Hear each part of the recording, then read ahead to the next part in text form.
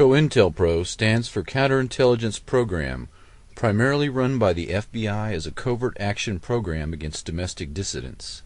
The use of infiltration, psychological warfare, harassment through the legal system, and the use of extralegal force and violence, including murder, probably began in the 1950s and is now a permanent feature of U.S. government. Targets included the civil rights movement, the women's rights movement, the anti-war movement, the environmental movement, opposition political parties, and basically any progressive group in American society. The Senate and congressional hearings into the activities of the FBI and CIA were crushed.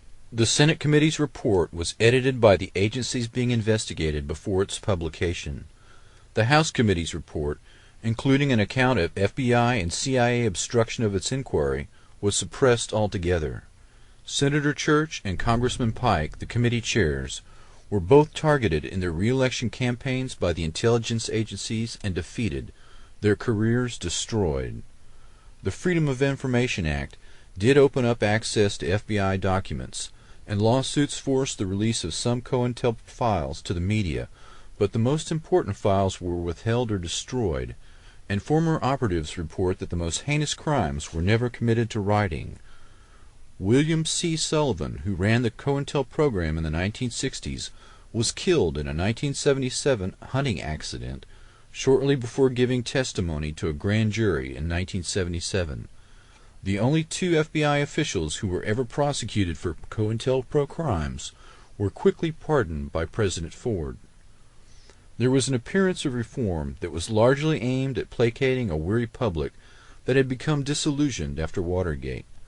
The most prominent target of COINTELPRO in the 1960s was Dr. Martin Luther King, Jr., who received a blackmail letter from J. Edgar Hoover that detailed the existence of Dr. King's extramarital affairs and suggested he should suicide himself to preclude the release of the material to the press and its negative effect on his family and his movement. The surveillance of Dr. King included the 112th Military Intelligence Unit and even the use of U-2 spy planes to take photographs. Dr. King was marked, barely a month before his murder, for elimination as a potential messiah who could unify and electrify the black movement. The FBI planned to replace him, quote, in his role of the leadership of the Negro people, with conservative black lawyer Samuel Pierce, who was later named to Ronald Reagan's cabinet.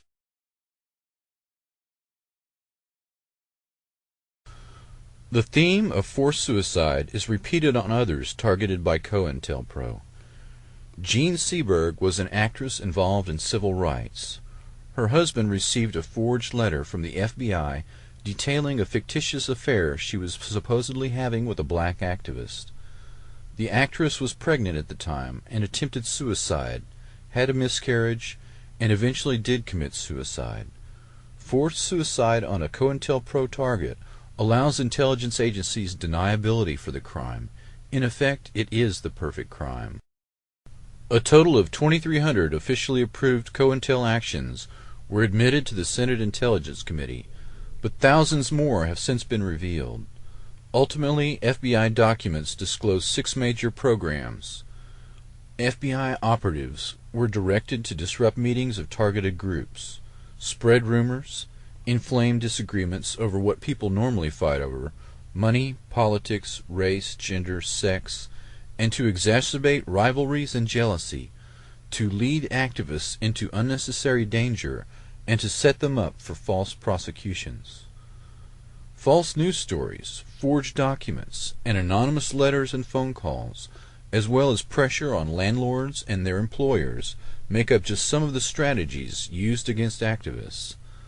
The major violence of the domestic terrorist campaign was directed at the black nationalist and American Indian movements. These individuals were readily imprisoned on false charges or assassinated. British Commander Frank Kitson first codified counterinsurgency operations theory in his book Low-Intensity Operations, Subversion, Insurgency, and Peacekeeping, and he insists that infiltration and psychological operations be mounted against dissident groups in normal times before any mass movement can develop. These tactics were adopted into COINTELPRO against American citizens in peacetime, with considerable energy spent ensuring that the different progressive groups did not link up and cooperate, specifically the anti-war movement, composed of suburban white youth, and the black nationalist movement. There was also a major effort to preclude African American leaders from linking up with leaders in Africa. Infiltration of the KKK by the FBI reached 10 to 20% of its membership at the height of the civil rights struggle, and these assets, along with neo-Nazi party members, were used to attack civil rights workers and activists. COINTEL operations are presently being incorporated into the development of microwave and radio frequency radiation weapons. Dissidents that in the past were visibly attacked or assassinated in a traditional manner are now targeted for elimination using electromagnetic weapons.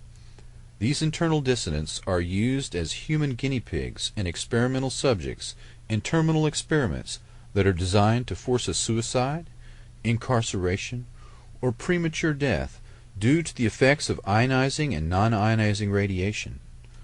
These political assassinations are accomplished with invisible bullets that leave no obvious injuries.